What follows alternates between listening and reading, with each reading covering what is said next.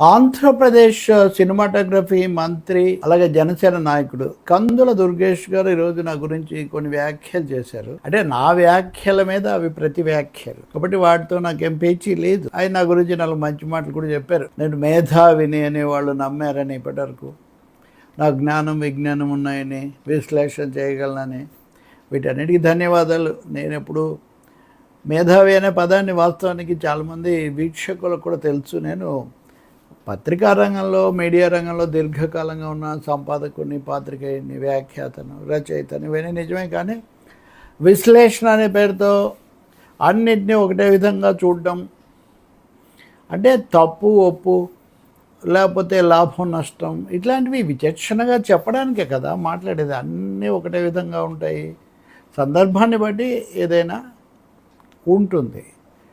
కాబట్టి నేను ఎప్పుడు అలాగే ఉన్నాను. అలా కొంతమంది తటస్థమా అంటే నేను ఎప్పుడు తటస్థం కాదనే చెప్తూ ఉంటాను. నేను వాస్తవికమైన దృష్టితో, వస్తుగతంగా, ఆబ్జెక్టివ్గా, పాజిటివ్ నెగిటివ్ కాదు ఆబ్జెక్టివ్ అలా చెప్పడానికి నేను ప్రయత్నిస్తుంటాను. ఇంకోటి నా మీద చాలా విమర్శలు, దాడులు, తిట్లు, బూతులు, బెదిరింపులు అంటే తీవ్రంగా నాకు ఫోన్ చేసి ఎవరు బెదిరించలేదు. కానీ ఎప్పుడన్నా కామెంట్స్ పెడుతుంటాను. నేను ఎప్పుడు పెద్ద ఖాతరు చేయను, వాటి గురించి అంత ఫిర్యాదు కూడా చెయ్యను. మామూలుగా ఏముంది, అసలు చైనాకు అమ్ముడు పోయాము, పాకిస్తాన్ ఏజెంట్లము, లేకపోతే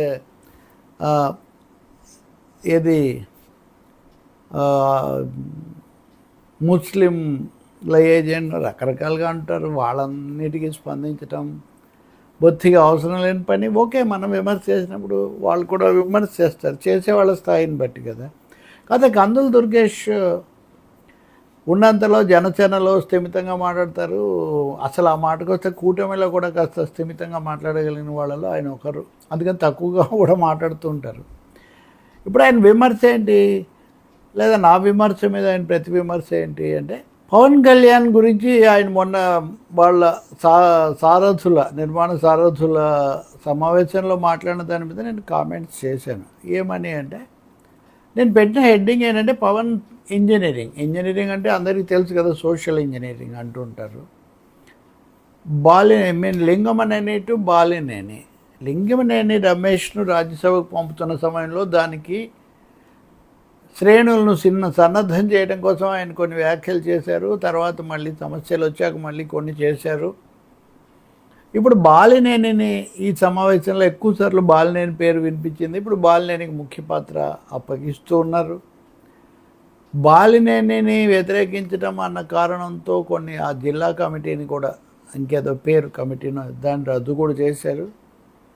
కానీ పవన్ కళ్యాణ్ తను చెప్పేదాన్ని, అంటే నేను ఒక కులానికి పరిమితం కాదన్న దాన్ని ఆయన ఆచరణలో పెట్టుకుంటూ అలా వెళ్తున్నారు. ఇందులో సోషల్ ఇంజనీరింగ్ చేస్తున్నారు.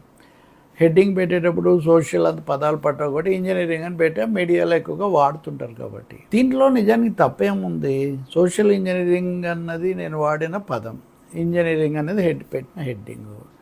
దుర్గేష్ గారు దీనికి అభ్యంతరం పెడుతున్నారు. ఇది ఏకపక్షం అని, ఇంకోటి అని. ఇందులో ఏకపక్షం ఉంది, పవన్ చెప్పిందే కదా, ఒకరికే పరిమితం కాదు అందరిని అన్నప్పుడు. మొన్న రాజ్యసభ అప్పుడు ఒకటైంది, ఇప్పుడు ఇది ఇంకోటి అవుతుంది. తనే చెప్తున్నారు కదా, నేను అలా పరిమితం అయి ఉంటే బాలినేని ఇక్కడికి వచ్చేవాళ్ళు అంటే బాలినేని కాదు అని ఆయనే చెప్తున్నారు కదా. ఇక్కడ అందరినీ కలుపుకుపోవడం. ఇప్పుడు మాయావతి ఏ విధంగా ఆ బహుజనులు అన్నదాన్ని తర్వాత ఆమె సర్వజనులు అట్లేదో మార్చారు కదా, ఆ పద్ధతిలోనే. ఆ మాటకు వస్తే సోషల్ ఇంజనీరింగ్ అన్న పదాన్ని కనిపెట్టింది పవన్ కళ్యాణ్ చాలా ఇష్టపడే భారతీయ జనతా పార్టీ నాయకుడు నరేంద్ర మోదీ, ఆర్ఎస్ఎస్లే. సోషల్ జస్టిస్, సామాజిక న్యాయం అన్న దానికి కొంత తేడాగా సామాజికమైన ఈ అల్లిక సోషల్ ఇంజనీరింగ్ అనే పదం వాళ్ళు కనిపెట్టారు. అప్పట్లో గోవిందాచార్య దీన్ని మొదలు పెట్టాడు అనేవాళ్ళు, తర్వాత ఆయన పంపించేశారు. ఇప్పుడు మీరు ఈ సమయంలో మోడీ సోషల్ ఇంజనీరింగ్ అని కొడితే మోదీ, అమిత్ షా, బీజేపీ పేరుతో టన్నుల కొద్ది వార్తలు వస్తాయి. దాని గురించి సోషల్ ఇంజనీరింగ్ చేశారని పెడితే దానికి ఎందుకు మంత్రి గారికి కానీ వాళ్ళ పార్టీకి కానీ కోపం వస్తుందో నాకు తెలియదు. ఇంకోటేమో అంటే అందరినీ అనాలి, వైసీపీని అనాలి. వైసీపీని అనలేదండి. నేను వైసీపీని అన్నవన్నీ ఇప్పుడు జాబితా పెట్టి ఎక్కడ చూపిస్తానండి? ఫలానా విషయంలో వైసీపీని అనలేదు, లేదా ఆయన పొగిడారని నేను పొగిడినట్టు లేదా ఏదైనా తప్పును అననట్టు ఒక్కటి చూపించండి. నేను చెప్పగలను. అంటే నేను ఎవరికి జాబితా ఇవ్వాల్సిన అవసరం లేదు.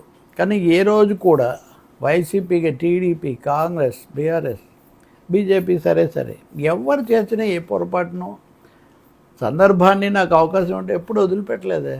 చూపించండి. రెండవది, అనవసరంగా ఏదో పక్షపాతం, రాజకీయ జబ్బు ఇలాంటివి ఏం లేవండి, ఉండవు కూడా. నిజానికి నేను ఆ రోజు పవన్ కళ్యాణ్ మీద విమర్శ చేసిన దాంట్లో సోషల్ ఇంజనీరింగ్ సమస్య కాదు. సాయి కృష్ణ రాజకీయ నేపథ్యం, ఆయన పేరు తీయలేదు కానీ నేర నేపథ్యం ఉంది అని అదే మీరు చెప్తున్నారు. కానీ ఒక సిఐ చట్టాన్ని తన చేతిలోకి తీసుకొని లాకప్ మరణానికి దారితీసి ఆ మృతదేహాన్ని కూడా కాల్చి బూడిద చేశారని కథనాలు వస్తుంటాయి. సిఐ గురించి కూడా చెప్పాలి కదా. అతనంటే ఎలాగో నేర నేపథ్యం, మరి ఈయన చట్టాన్ని కాపాడాలి కదా. దీని గురించి ఇంతవరకు ఒక్కసారి కూడా మీ నుంచి రావట్లేదే అని నేను అడిగాను. అతని తల్లికి అడిగే హక్కు ఉందని మీరు అంటున్నారు, కానీ ఇతనికి ఇలా చేసే హక్కు సిఐకి లేదు కదా, పోలీసులకు లేదు కదా. ఇప్పుడు ప్రభుత్వమే సిట్ ఎందుకు వేసింది, ప్రభుత్వం ఎందుకు సస్పెండ్ చేసింది, ప్రభుత్వం ఎందుకు అరెస్ట్ చేసింది, నేను అడిగింది అది.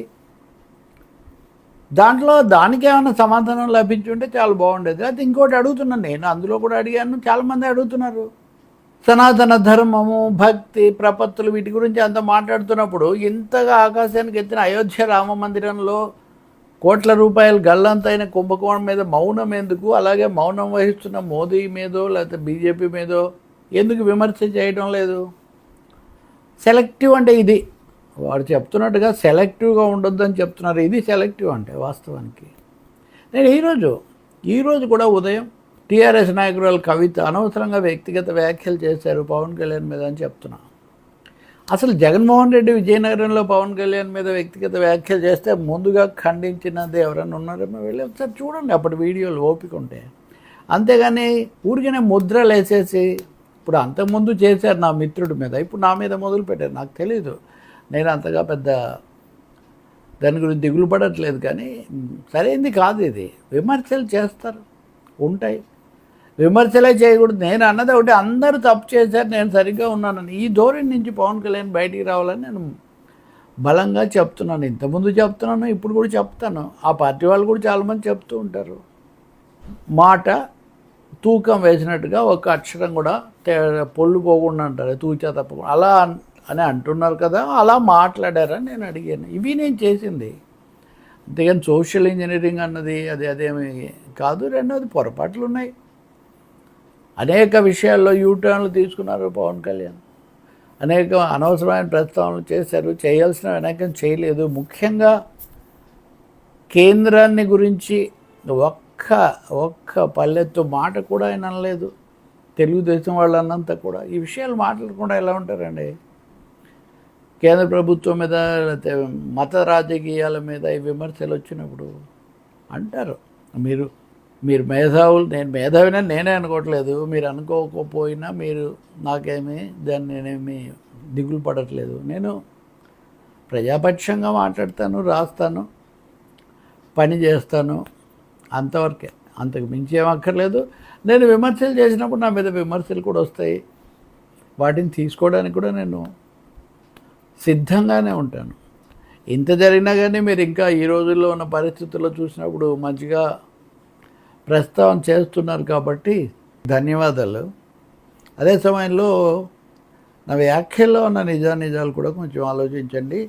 నిన్న విజయవాడలో జరిగిన చైతన్య రథం సమావేశం, ఆ వార్తలు మీడియాలో ఎలా వచ్చాయన్న దాని మీద కూడా నేను ఈరోజు ఉదయం మాట్లాడాను. ఒకసారి అవి కూడా పరికించండి, కొంత స్పష్టత వస్తుంది. కొద్ది రోజుల కిందట ఉదాహరణకు దుర్గేష్ గారు, ఇతర మంత్రులు, పయ్యావుల కేశవ్, వీరాంజనేయులు వీళ్ళందరూ కలిసి బృందం ఋషికొండను లగ్జరీ రిసార్ట్గా ఇవ్వాలన్నప్పుడు నేను దాని మీద విమర్శ చేశాను. దీనికోసం ఇంత ఎందుకు జరిగిందని. విమర్శలు ఉంటాయి తప్పకుండా.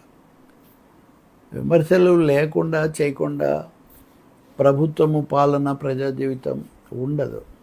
ఈ విమర్శలు ఇంతకుముందు కూడా చేశారు. అంతేందుకండి, ఈ నిన్న పత్రిక చదవండి.